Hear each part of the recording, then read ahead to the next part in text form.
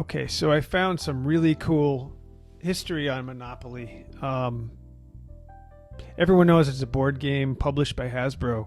But after I recorded earlier, trying to get to the bottom of the brand of Monopoly, I found some really interesting stuff on Monopoly. It actually has quite a interesting history.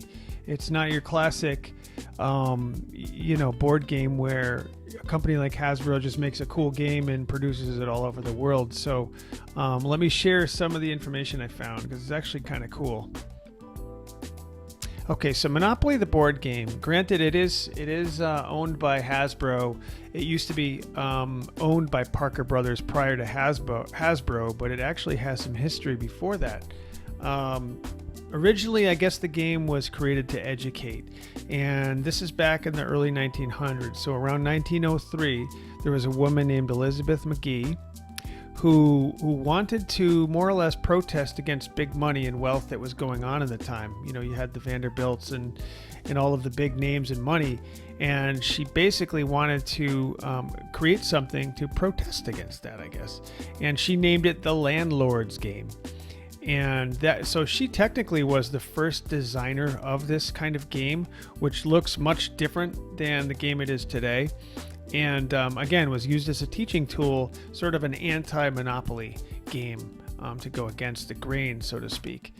And I guess it was around the 1930s where the Quakers family living in Atlantic City had, everyone knew about the game, and the term in the Landlord's Game, the term monopoly came up quite a bit, so people used that term. Anyway, the Quakers in Atlantic City in the 1930s caught wind of this and started to design and promote something very similar, making references to the streets in the area of Atlantic City, which is what I always thought it was. I always thought it was around the casinos and the housing and development around Atlantic City. So that part is true as we're getting into that. So after a while, I guess this guy Charles Darrow discovered it, and again around the 1930s. It was around 1935. I guess he'd patented it, and he decided to make his own version in 1935. And he eventually sold rights soon after to a game maker, and I think eventually it went into the hands of Parker Brothers, and Parker Brothers was acquired in around 1991 by Hasbro, who owns it to this day. So I guess quite a long time passed between Lizzie McGee's version of the Landlord Game and Monopoly.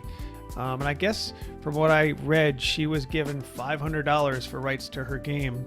There was some kind of a lawsuit by somebody in San Francisco suing for more or less sticking up for McGee's original game being an anti-monopoly game. And I guess the lawsuit won, so they made some changes to the game.